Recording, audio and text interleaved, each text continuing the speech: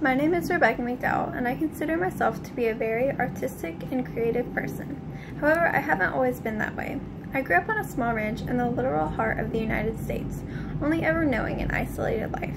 In small town life, sports were the sun in which our world was made to revolve around. In high school, I participated and pushed myself to do every single sport. Even though I was completely miserable, I did it to keep up the self-concept that my small town expected of me. My senior year, after a basketball injury forced me to give up sports forever, my self-concept began to change radically. Because I am the type of person who loves to stay involved, I chose to do the school play and caught a glimpse at my artistic side. This is when I began to discover my true self. I discovered that I am an artist, actress, musician, designer, and creative soul. Growing up on a ranch, juggling a perfect GPA, and maintaining my status as a star athlete have all taught me one thing: perfect responsibility. When I was growing up, I was constantly busy. In high school, I not only played sports, but also was student body president, secretary of my local FCCLA chapter, student representative for our SAFE committee, raised awareness for mental illness through fundraisers and workshops, and was expected to help out on my family farm.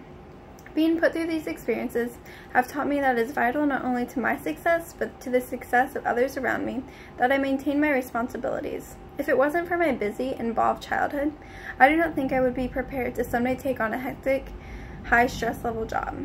Another thing my experiences in past have taught me is how to better communicate with others. A huge factor when communicating with others is perception and self-perception. How one perceives those around them and how they perceive themselves directly affects their ability to be an effective communicator.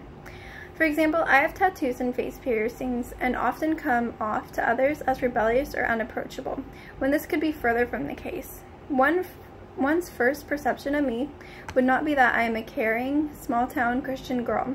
Because I know my appearance is often misjudged, I make it my goal when communicating to let go of preconceived perceptions that may hinder my interactions.